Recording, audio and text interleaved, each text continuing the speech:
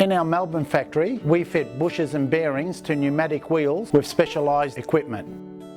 At our distributors and resellers, where space is at a premium, we have the ability to assemble bearings with this fixture.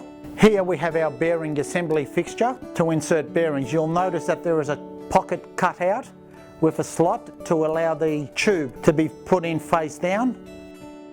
That will allow it to locate, and then it's just a matter of assembling the bearing of the customer's choice.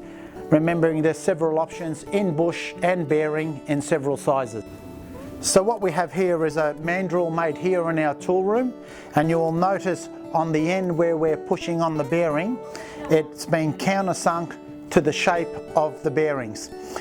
This is very important it's done so we're not pushing on the inner of the bearings and creating brunelling on the bearing. It is important that we push on the inner and the outer at the same time, and you'll notice that that fits in there perfectly for that fit.